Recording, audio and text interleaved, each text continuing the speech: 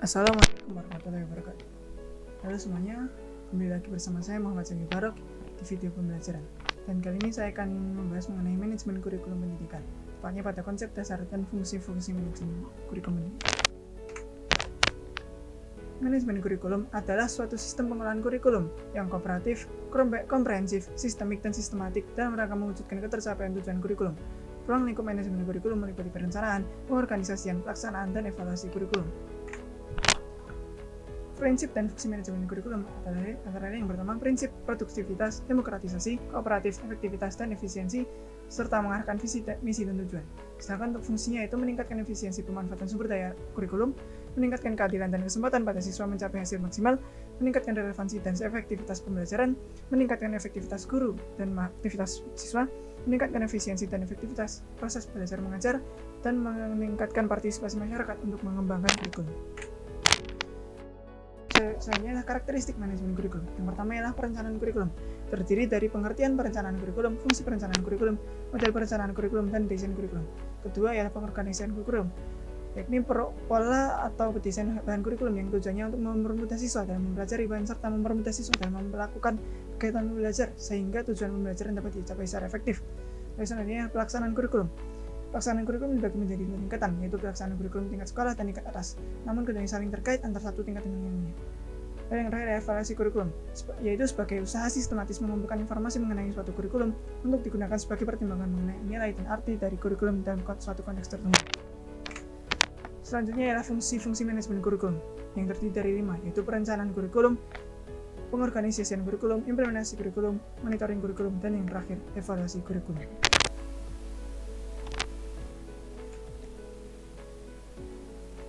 Perencanaan kurikulum adalah sebuah perencanaan kesempatan belajar yang dimaksudkan untuk membina peserta didik ke arah perubahan tingkah laku yang diinginkan dan menilai hingga mana perubahan-perubahan telah terjadi pada diri peserta didik. Adapun fungsi dari perencanaan kurikulum pendidikan yaitu yang pertama sebagai pedoman atau alat manajemen, dan yang kedua sebagai penggerak roda organisasi dan tata laksana, dan yang ketiga sebagai motivasi untuk melaksanakan sistem pendidikan. Selanjutnya ialah prinsip dari perencanaan kurikulum pendidikan, yaitu yang pertama berkenaan dengan pengalaman siswa yang dialami oleh siswa, dan yang kedua dibuat berdasarkan dengan berbagai keputusan tentang konten dan proses, dan yang ketiga mengandung keputusan-keputusan mengenai berbagai isu, dan yang keempat melibatkan banyak kelompok, dan yang kelima dilaksanakan dalam segala tingkatan, dan yang terakhir suatu proses yang berkelanjutan.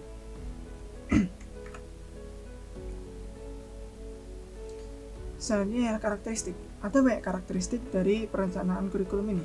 Itu yang pertama berdasarkan pada konsep yang jelas, yang kedua dibuat dalam kerangka kerja yang komprehensif, yang ketiga bersifat reaktif dan antisipasif, yang keempat tujuan pendidikan harus meliputi rentang yang luas terhadap kebutuhan dan minat, kelima rumusan berbagai tujuan pendekatan harus diperjelas dengan ilustrasi konkret, yang keenam masyarakat luas mempunyai hak dan tanggung jawab untuk mengetahui berbagai hal yang ditujukan bagi anak-anak mereka melalui rumusan tujuan pendidikan, dan yang keenam pendidik berhak mengidentifikasi program sekolah yang akan membimbing siswa ke arah pencapaian tujuan pendidikan, dan selanjutnya dikerjakan secara bersama-sama, dan selanjutnya membuat artikulasi program sekolah dan siswa pada setiap jenjang.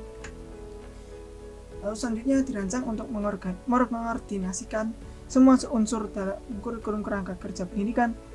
Selanjutnya masing-masing sekolah mengembangkan dan memperluas suatu struktur organisasi yang memfasilitasi studi masalah-masalah kurikulum.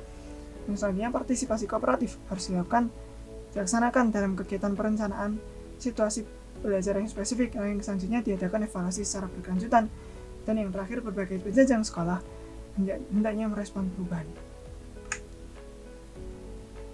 Selanjutnya ialah komponen. Komponen-komponen tersebut antara lain tujuan, isi, aktivitas belajar, sumber belajar, dan evaluasi.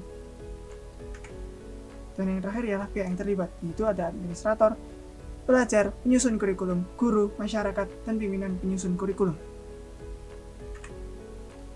Materi selanjutnya ialah pengorganisasian kurikulum.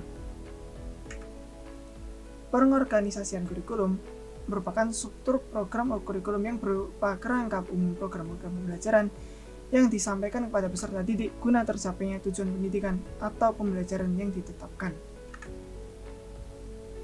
Adapun tujuan untuk menggradiasikan kurikulum, yaitu yang pertama mempermudah dalam membuat struktur pendidikan dan bahan yang diajarkan, mempermudah pencapaian tujuan, mempermudah spesialisasi bahan yang diajarkan, mempermudah dalam menggunakan strategi dan metode yang dilakukan oleh peserta didik.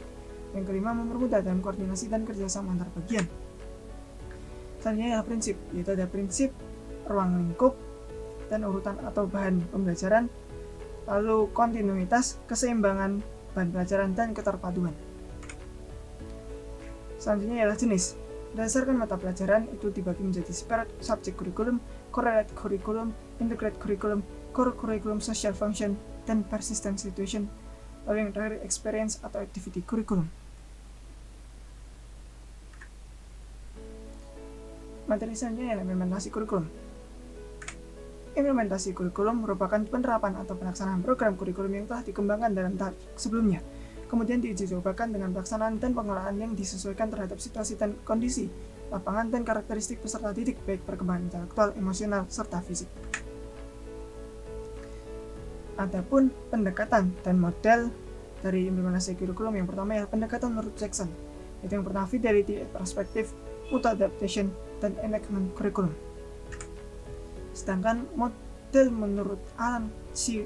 Ornstein dan Francis P. Haskin, yaitu yang pertama overcoming resistance to change, organization development, model bagian unit dan lingkaran organisasi, dan yang terakhir model perubahan pendidikan. Sedangkan model menurut Miller dan Seller ialah antara lain the concern based adaptation model, model Atwood, dan model Torrey atau clustering, opening, releasing, dan interdepending. Selanjutnya tahap-tahap. Adapun yang pertama ya tahap perencanaan implementasi, kedua tahap pelaksanaan, dan yang terakhir ialah tahap evaluasi. Materi selanjutnya adalah monitoring kurikulum. Monitoring kurikulum adalah sebuah proses kegiatan untuk mengetahui sampai mana kurikulum tersebut telah dilaksanakan di sekolah-sekolah dan persoalan-persoalan apa yang dirasakan di dalam pelaksanaan kurikulum tersebut. Secara umum, tujuan monitoring adalah mencari informasi yang diperlukan serta untuk mengembangkan situasi pembelajaran yang lebih baik melalui pembinaan dan peningkatan profesi mengajar. Peter Kutans dalam bukunya Education Management mengemukakan bahwa tujuan utama monitoring adalah untuk melaporkan kinerja sehubungan dengan praktik-praktik tertentu di seluruh sistem secara keseluruhan untuk memantau efektivitas program dan kebijakan dalam mencapai hasil yang direncanakan. Adapun beberapa tujuan monitoring kurikulum yaitu antara lain mengkaji apakah pelaksanaan kurikulum telah sesuai dengan apa yang direncanakan, mengidentifikasi masalah yang ditimbul dalam mengimplementasi kurikulum agar langsung dapat diatasi, melakukan penelitian, pola kerja dan manajemen yang digunakan sudah tepat untuk mencapai tujuan yang telah ditetapkan, mengetahui keterkaitan antara kegiatan kurikulum dengan tujuan untuk memperoleh ukuran kemajuan, dan yang terakhir menyesuaikan kegiatan dengan lingkungan yang selalu berubah tanpa menyimpang dari tujuan. Selanjutnya ialah sasaran dari evaluasi. Sasaran dari monitoring kurikulum ini yang pertama ialah guru, kedua materi pembinaan, sarana pembinaan, lalu kurikulum, dan yang terakhir strategi pembinaan. Yang terakhir adalah evaluasi kurikulum. Evaluasi adalah sebuah proses menilai kinerja. Terdapat kinerja pelaksana sebuah kurikulum yang di dalamnya terdapat 3 makna. Yang pertama, evaluasi tidak akan menjadi kecuali telah mengetahui tujuan yang akan dicapai. Harus diperiksa hal yang telah dan sedang dilakukan untuk mencapai tujuan tersebut. Evaluasi harus mengambil kesimpulan berdasarkan kriteria tertentu. Adapun tujuan utama evaluasi adalah menyempurnakan kurikulum dengan cara mengungkapkan proses pelaksanaan kurikulum yang telah berhasil mencapai tujuan yang telah ditetapkan. Sementara menurut Ibrahim, evaluasi kurikulum bertujuan untuk perbaikan program, pertanggungjawaban kepada berbagai pihak, penentuan tindak lanjut pengembangan. Evaluasi kurikulum berprinsip pada yang pertama, tujuan tertentu, bersifat objektif, bersifat komprehensif, kooperatif dan bertanggung jawab, dan perencanaan, efisien dan berkesinambungan. Adapun prosedur dan evaluasi yang pertama ialah evaluasi kebutuhan dan feasibility, evaluasi masukan, evaluasi proses, dan evaluasi produk. Sedangkan untuk model dari evaluasi ialah model penelitian didasarkan atas teori dan metode tes psikologis dan eksperimen lapangan, model objektif, dan yang terakhir model campuran multivariasi. Demikian apa yang dapat saya sampaikan. Kurang dan lebihnya mohon maaf. Wassalamualaikum warahmatullahi wabarakatuh.